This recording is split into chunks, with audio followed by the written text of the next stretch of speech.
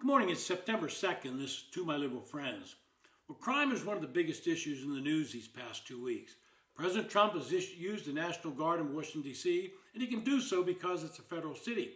He's threatened to use it in cities like Chicago, Los Angeles, and New York, but there are multiple legal hurdles that would have to be overcome. Big city Democratic mayors don't want to admit they have a crime problem, and if they did, they don't want any help in combating that problem. They would welcome more federal dollars, but throwing money at the problem has done little to solve it to date.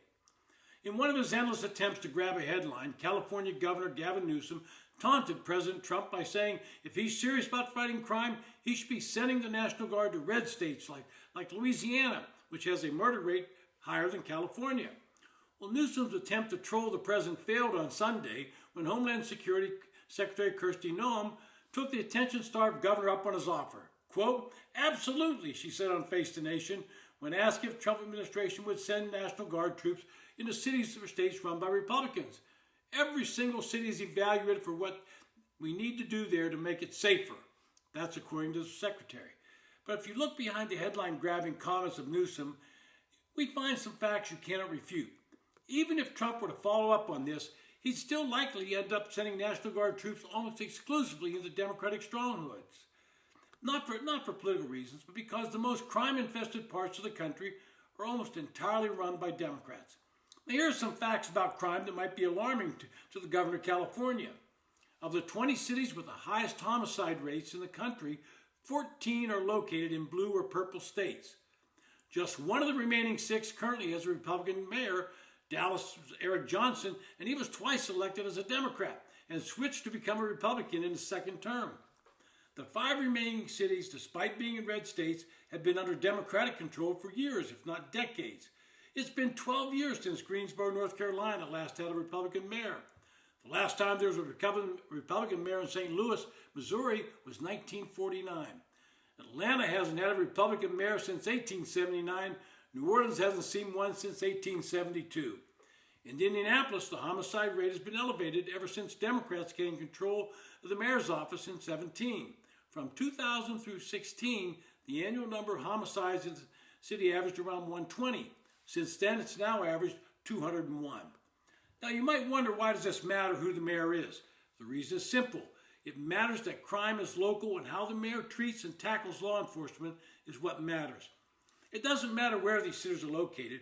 If Democrats run them, it's more likely than not that the residents are stuck with local prosecutors who won't prosecute crimes, police departments that are understaffed and demoralized, criminals who, if they're caught at all, get released on cashless bail, and political machines that keep these Democrats in power decade after miserable decade. In Chicago this past weekend, 54 people were shot, with 7 of them being fatalities. The majority of those shootings resulted in no one being taken into custody. But according to the mayor of Chicago, Brandon Johnson, and the governor of Illinois, J.B. Pritzker, have both made it a point to say that crime is not a problem in the city of Chicago. Pritzker took a walk along Lake Michigan with the media in tow, as well as his large security detail, and said it was peaceful.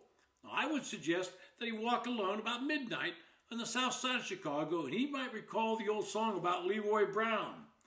Back in Washington, D.C., the mayor has actually acknowledged that the president of federal officers and the National Guard have helped to lower the crime rate.